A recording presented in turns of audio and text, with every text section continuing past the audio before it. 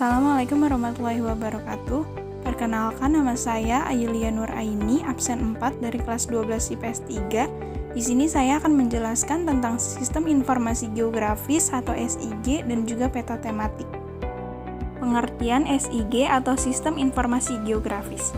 SIG merupakan sistem khusus untuk mengolah database yang berisi data referensi geografis dan memiliki informasi spasial. Masukan data SIG banyak diperoleh dari citra penginderaan jauh. Semua informasi itu diproses dengan menggunakan komputer yang kemudian dapat dikombinasikan menjadi informasi yang diinginkan.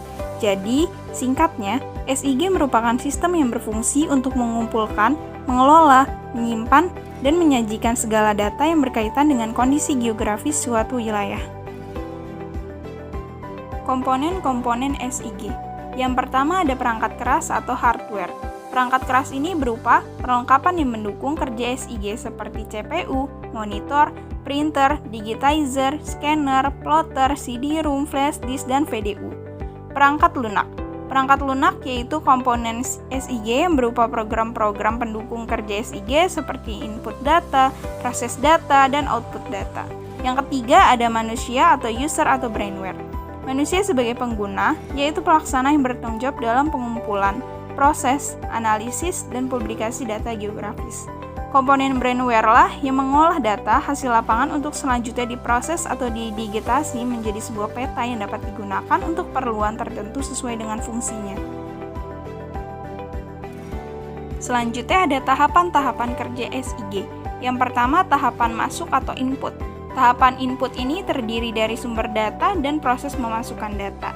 Yang pertama sumber data. Data penginderaan jauh seperti citra, baik citra foto maupun citra non-foto, data foto udara, dan citra satelit. Yang kedua ada data teristris atau data dari lapangan seperti data pH tanah, salinitas air, curah hujan, persebaran penduduk, data pasien COVID, dan lain sebagainya.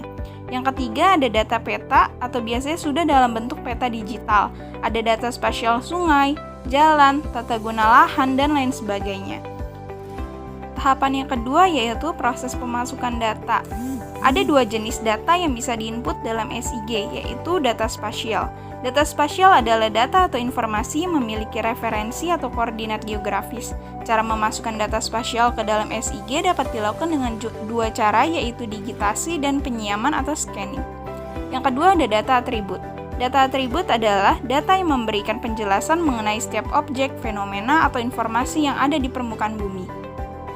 Tahapan yang ketiga yaitu tahapan pengolahan. Tahap ini data meliputi manipulasi dan analisis data seperti membuat basis data baru, menghapus basis data, mengedit data, mengisi dan menyisipkan data ke dalam tabel. Lalu tahap yang terakhir yaitu tahap keluaran atau output. Penyajian data SIG dapat dilakukan dalam tiga bentuk yaitu hard copy, soft copy, dan bentuk elektronik atau bentuk binary. Analisis data SIG dapat dilakukan dengan berbagai cara sesuai dengan kebutuhan penggunaan data, seperti yang satu analisis klasifikasi, yaitu suatu proses mengelompokkan data ke ruangan atau spasial. Yang kedua, analisis overlay, yaitu proses untuk menganalisis dan mengintegrasikan tumpang tindih dua atau lebih data ke ruangan yang berbeda. Yang ketiga, analisis networking. Analisis ini bertitik tolak pada jaringan yang terdiri dari garis-garis dan titik-titik yang saling terhubung.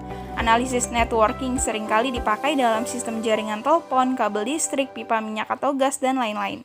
Yang keempat ada analisis buffering. Analisis ini menghasilkan penyangga berbentuk lingkaran atau poligon yang meliputi suatu objek sebagai pusatnya. Dengan menggunakan analisis buffering, kita bisa mengetahui berapa parameter objek dan luas wilayahnya.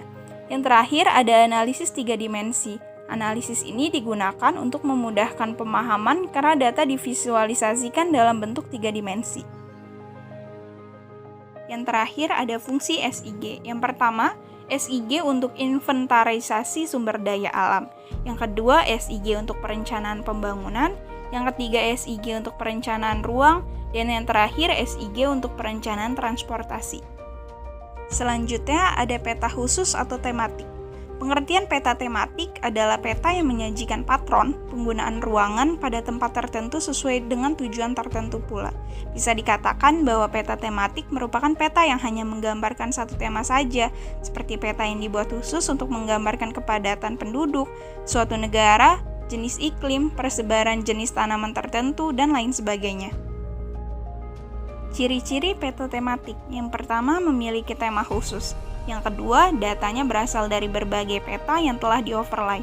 Karena peta tematik ini merupakan peta khusus, maka keterangan yang termuat di dalamnya pun lebih sedikit namun detail.